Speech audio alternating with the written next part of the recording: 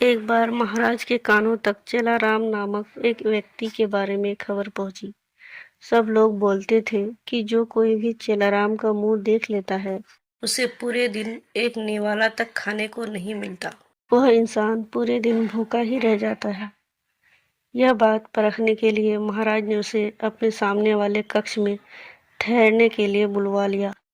चेलाराम महल में आकर बहुत खुश था। उसे राजसी भोग भोगने में बड़ा ही मजा आ रहा था। एक दिन महाराज की नींद अचानक खुल गई। उन्होंने अपने कक्ष के बाहर देखा तो उनकी नजर सामने वाले कक्ष में रह रहे चेलाराम पे पड़ गई, जो अपने कक्ष के झरोखे में खड़ा था। चेलाराम ने भी महाराज को देखा और महाराज को प्रणाम किया। संयोगवश उस दिन ऐसी परिस्थिति पैदा हो गई कि महाराज को भी पूरे दिन खाने को भोजन नहीं मिला। महाराज ने गुस्से में सैनिकों को बुलवाकर चेलाराम को अगले दिन फांसी पर लटकने की हुक्म सुना डाला।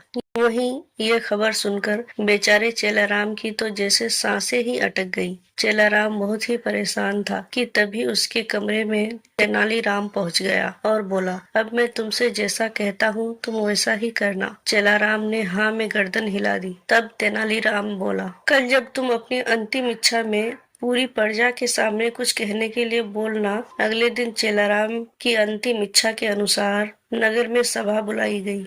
चेलाराम बोला, महाराज, मेरा चेहरा देखने से तो लोगों को खाना नसीब नहीं होता, लेकिन मैंने तो सुबह आपका मुंह देखा था तो मुझे सीधे मौत की सजा मिली। मौत।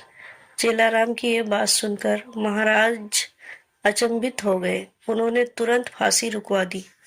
महाराज को अपनी गलती का एहसास हो गया कि सभी को बनाने वाला तो ऊपर वाला है, तो किसी का चेहरा कैसे किसी के लिए अशुभ हो सकता है।